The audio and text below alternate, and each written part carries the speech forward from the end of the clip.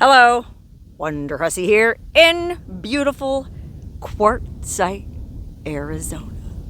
Okay, Quartzsite, Arizona is way down south in Arizona, and it's a part of the desert where about 1,000,003 snowbirds come to spend the winter because the weather is generally pretty good and there's an abundance of public land you can camp on for free. And so that's just what I'm doing, along with the aforementioned 1,000,002 other snowbirds, which you can see there are rigs dotting the desert all around me. Thankfully, not too close to me. This is kind of my first experience camping at a place where there's a bunch of other people who live in their vehicles camping, okay? It's different when you're camping for fun.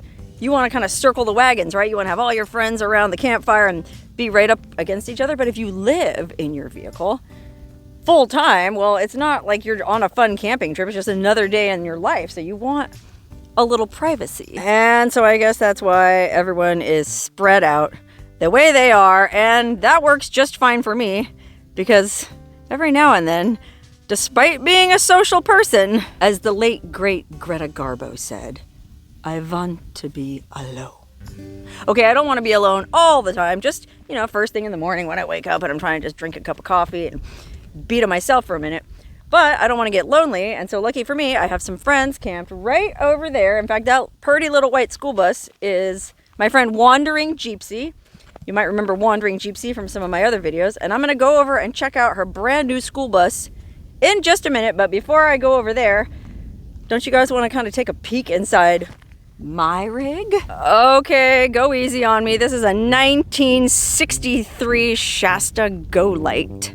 I think that's the name of the model. I don't know. It was so old, there was hardly any paperwork with it when I got it. And yes, it is a beater. And yes, it is frankly, a POS. But it's my POS, by golly. And just because it's a POS doesn't mean I can't gussy it up a little. I put my Wonderhussy sticker there on the side. I put my clothing optional sticker over here. And I was gonna put a bunch of these really cool vintage travel stickers on it as well. Somebody sent me all these really cool stickers from like the 1960s, 1950s of all these awesome old-time tourist attractions, which I thought would be awesome to stick all over my little door here. But unfortunately, they're not stickers. There's some kind of weird decal that you have to dip in water and then very carefully smooth out onto the glass. And because they're so old, unfortunately, they're really brittle. And so the Arizona one that I ended up having to put inside the window already cracked into pieces when I tried to do it. So I feel like I'm gonna have to use these at a different time, in a different place, when it's not so windy and not so cold. Because yes, I said the weather here is generally pretty pleasant, and it is. I mean, I'm shooting this on January 11th, and it's sunny and relatively warm. I think it's probably gonna be like in the mid-60s today, but it gets cold overnight. Let me tell you. I mean, when I woke up in the middle of the night last night, I checked my thermometer and it was 45 degrees in my little trailer, which let's go in and take a look around. Okay, the first thing you probably noticed is this Mr. Buddy propane heater. Wandering Jeepsy let me borrow this so that I didn't freeze my tuchus off when I had to get out of bed this morning. Now, before you say anything, I did not have it right here when I had it on this morning. I was being very frugal with it because it takes these green propane bottles, which I don't know if you've bought one of these bad boys lately, but they're like $8 a pop. And one of these will only power one of those for, I think, something like 3 hours on full blast. So when I got here last night, I had to friggin' struggle. Hold on, I gotta go back outside. I had to struggle around setting this thing up because try as I might, I tried to get here during daylight, but I got here in the dark and I had to park this, which thankfully Gypsy already had a spot set up for me. But I had to level it out, and because it's so freaking old, it's those old-timey kind of leveling jacks that you have to crank by hand, one on each corner, one at a time until you get the thing level enough to pass out in. So anyway, I got here probably around 5:30 p.m. last night, and I didn't finish setting everything up until 10 o'clock, and I basically just passed out and went to bed. So anyway, I didn't use the propane heater last night. I just got straight into my cozy bed. under about 7 blankets and it wasn't needed. But like I said this morning, it was actually 46 degrees by the time I got out of bed this morning. And I screwed on one of these propane bottles to the Mr. Buddy and I ran it for not even, maybe an hour, and it toasted this place right up. These things definitely work. And maybe $8 isn't that expensive, because if you stop and think about it, I mean, the rates that were charged for power back where I live, it probably costs $8 just to heat up my casita for a few hours too. So anyway, I'm not going to be so frugal about running that bad boy tonight when I'm getting ready for bed. Okay, here's a little quick tour of my rig. You've seen this before at Burning Man. I usually only take this thing to Burning Man with me. It does have a little 2-burner stove. And so you're probably wondering why I have a jet boil right there next to it. Well, it's because I had a lot of problems with this stove. Like the propane line was leaking, and I had my friend Randy look into it, and he finally fixed it, so it does work. And I thought, oh, okay, cool. Now that my stove works, I don't have to bring the jet boil. I can bust out my little tea kettle and boil water all fancy and civilized like. And so when I got here last night, after I finished setting up, I go, oh, I'm hungry. Let me make some food. So I put a kettle of water on to boil, and something like 20 minutes later, it finally started boiling. So I went ahead and turned the propane off and just covered the stove with a towel and went back to using my jet boil, which boils water in something like 30 seconds, which is a real bummer because this tea kettle is so cute, but not to worry. I'll use the tea kettle for something else. So anyway, that's how I cook my food, heat my water. Speaking of water, I don't have a real sink in here. I just have a jug of water with a little spigot on it. And then I have this spray bottle, pressurized spray bottle for like washing my face. This thing is actually super useful because you just pump it to pressurize it and then push one side and psh, next thing you know, you've washed all the grit and grime away. Okay, speaking of grit, you probably want to know about the nitty-gritty. How does Wonderhussy go to the bathroom in this adorable little trailer? It sure is cute, but I don't see a toilet anywhere. Well, that's because it's in my closet. Okay, this is supposed to just be a closet, and I do have my clothes hung up in here, but I also have a really basic camp toilet. I think it's called a marine toilet. I don't know. It's one of those things where there's like a tank on the bottom that fills up with your waste, and then you can disconnect the bottom. It's like a big jug. You take that and dump it somewhere. But meanwhile, all your waste is just sitting in this compartment all week. And yeah, I put some of these, smelly packs in it to mitigate the odors, but I'm not dropping a deuce in this thing, you guys. I'll pee in it in the middle of the night. During the day, of course, I'll just go piss in the wash, because I ain't trying to fill my tanks unnecessarily, but I'm not pooping in this thing. And so I thought, oh God, here we go. This is what kept me from coming to Quartzsite for a long time, for this annual gathering of nomads. I love being here and I love meeting all these interesting people, but man, pooping is a real issue. Normally when I'm camping, I just go dig a hole in the woods, but out here, you can't really dig a hole. A, because the soil is very rocky. B, there's not a lot of bushes and trees. And C, there's 1,000,002 people here. If everybody was crapping in the desert, well, it would be a literal show. So what I decided to do was just bring 1,000,001 plastic bags and then take out, like a plastic Walmart bag and set it inside the toilet, which is clean. I'm not going to gross you out, but I just put the bag in the toilet bowl. And apologies if this is TMI, but I feel like this is the stuff people want to know, right?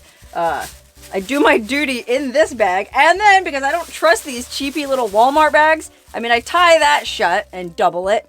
But then I stick that bag into a heavier duty bag, preferably an opaque bag. This Harley Davidson bag is not opaque, but it is a heavier duty plastic than a Walmart bag. I don't know, I just went through the bags that I had saved and I tried to pick out a selection of the cheapy ones for the first layer and then heavier duty ones for the outer layer. And then I throw all of that into a main trash bag, and then whenever I go to town, I guess I just throw it in a dumpster, which frankly I thought was kind of gross when I was reading into how these nomads do this, but I guess it's just going to the dump anyway, to the landfill, and it's organic matter. And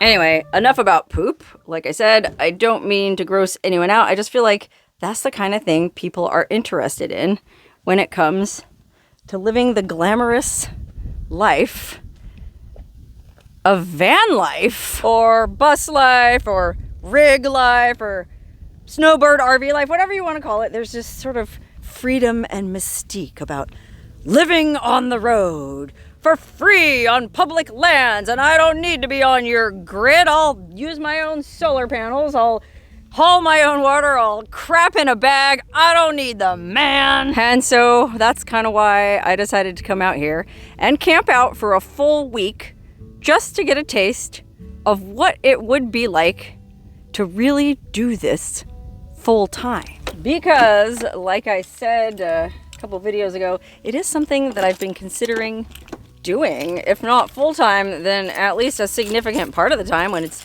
too hot to be in Death Valley or I just get bored of all the local drama.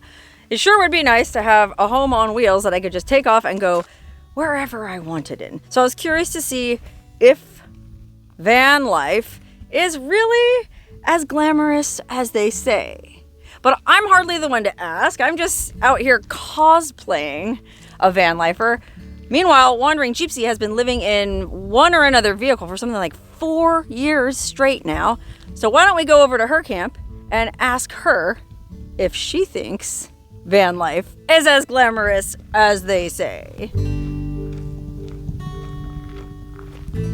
Okay, I guess normally you would never just go bang on somebody's door who's posted up out here in the middle of nowhere, but Gypsy told me I could come over and do this. So let's knock on the door and see if she's home.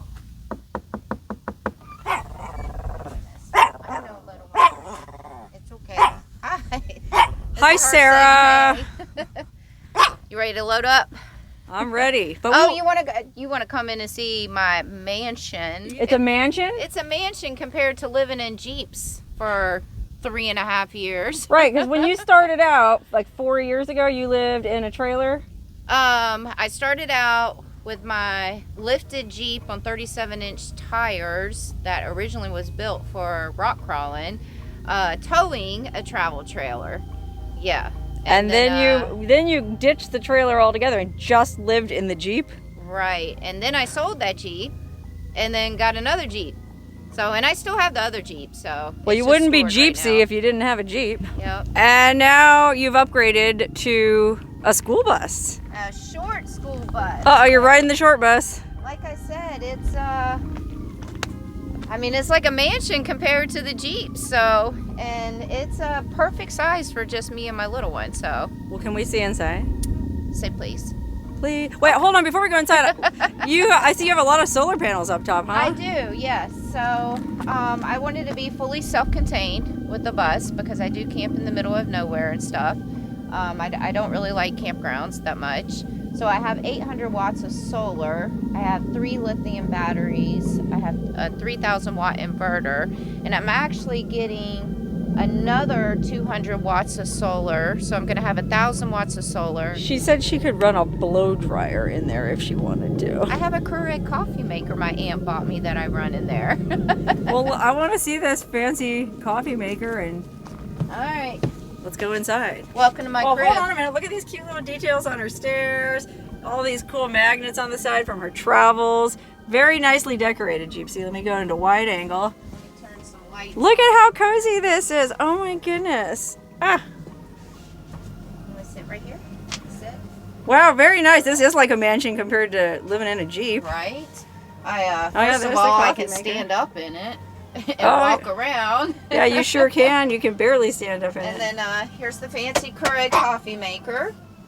This is my compost toilet. Oh, see, she's not pooping in a bag. Well, she is, but it's full of sawdust. Yeah. And then my freezer. Freezer. Oh my goodness. And then my refrigerator. Oh, she got an Iceco fridge. And what is that, a heater?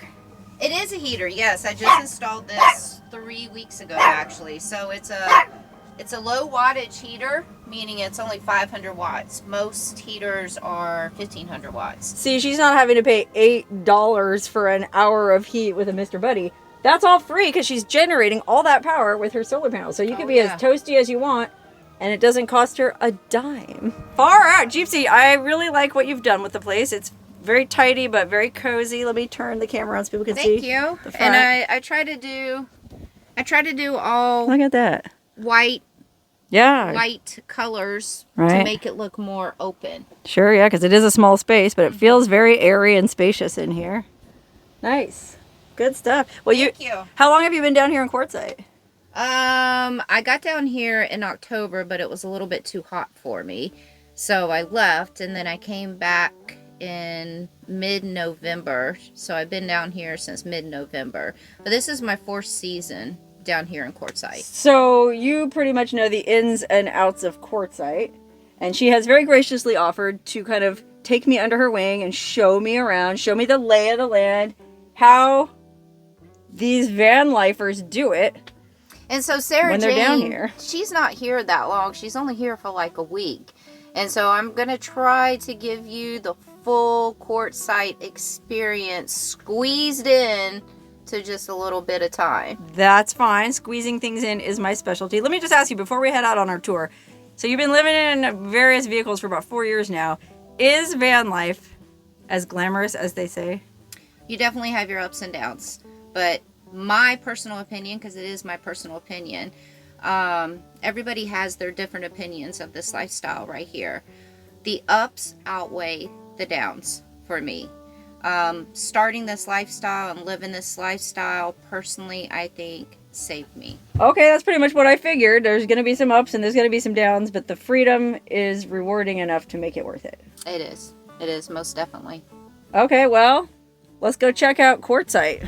All right, Gypsy, you're going to lead the way. You just tell me where to go. Straight. As we set off on our magical mystery tour of Quartzsite, Gypsy explained how the camping situation works in what is indisputably the van life capital of the USA, especially at this time of year. In January and February, the population of this sleepy little town swells from about 2,400 to close to 2 million, all thanks to the crowds of snowbirds who flock to the desert to take advantage of the weather. Consequently, Quartzsite has 54 RV parks. 54 RV parks in a town with only 2 stoplights. But if you can't afford an RV park, like I said earlier, there's plenty of public lands where you can dry camp for free. Technically, there's a 14-day limit on BLM land, but with over 1 million people boondocking in the area, it's impossible to enforce, and the government basically gave up. And to mitigate the impact of so many squatters, the town of Quartzsite even opened a facility where you can dump your trash for free, instead of leaving it in the desert. How cool is that? Now I don't have to keep my C's candy in my car. If the idea of boondocking on public lands freaks you out, but you can't afford an RV park, there's also 4 LTVAs. LTVA stands for Long-Term Visitor Area, and it's sort of a middle ground between boondocking on public lands and staying in an RV park. For a modest fee, you can park on LTVA land pretty much as long as you want, and they even offer their own trash cans, RV dump stations, water, and vault toilets. Look at that, turlets! But you notice there's only one. And look at how many people are around here. Now, granted, a lot of these are RVs, so they're self-contained. Still. But there's still a lot of people that live in their cars and camping in their cars and stuff. So hopefully they service them frequently. Because lots of folks feel more comfortable surrounded by other people, Gypsy said the LTVAs can get pretty crowded and even become something of a party zone. So would you say this is like downtown Quartzsite? Oh, yeah. I didn't think of it that way. This is where all the action happens. This is like the Quartzsite Strip. And as it happened, we were headed right down the Quartzsite Strip to visit some YouTuber friends of Gypsy's who had invited us to check out their e-bike drag racing. E-bike drag racing. Imagine that. Considering the number of e-bikes I have, maybe I should consider joining this camp. Hi! Hi, Who are you? I'm Brian. vintage van life, Brian? I am. So what you roll around in a vintage van? Yeah, that's real cool one. That was what I parked right next to. Oh, I love your style, brother. Thank you. Yeah, and so what are you guys doing on them e-bikes? Just being a bunch of knuckleheads, drag racing. Oh, okay. In fact, I think love you it. guys should race.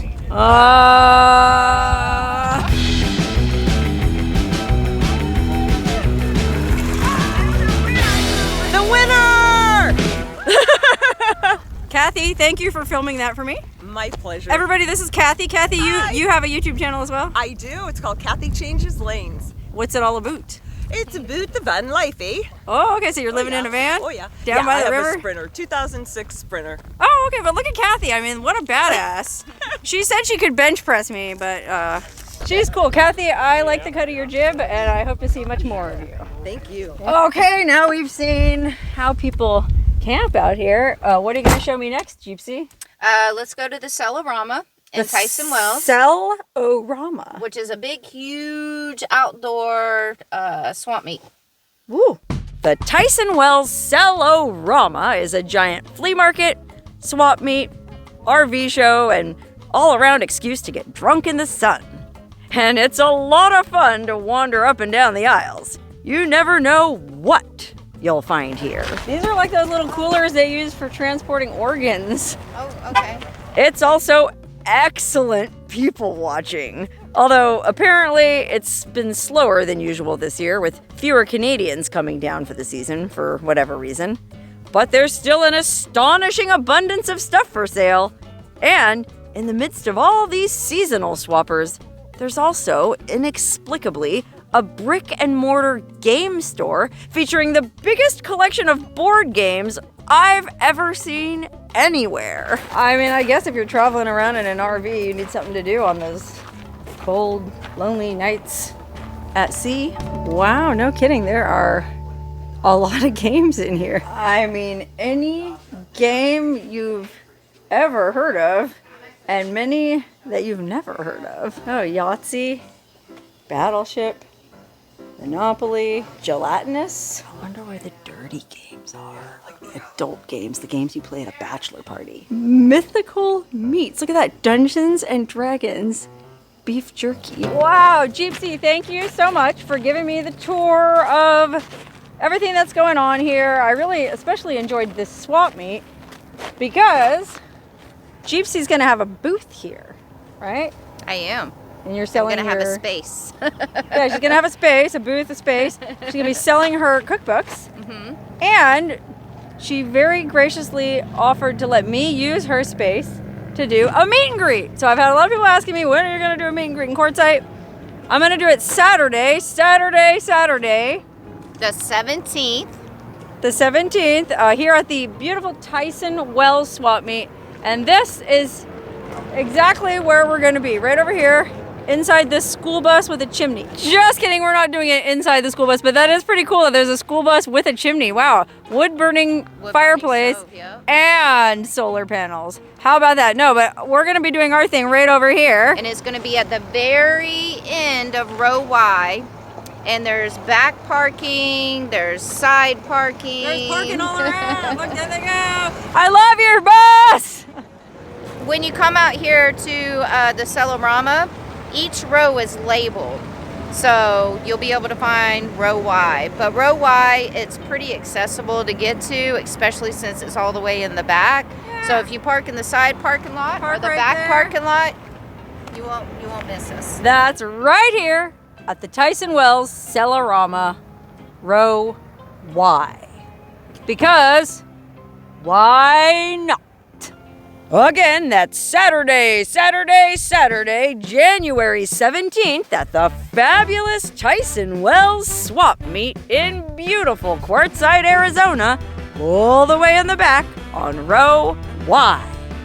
I'll be there from noon to 3 p.m. and I just may head over to Beer Bellies afterwards for a drink or two.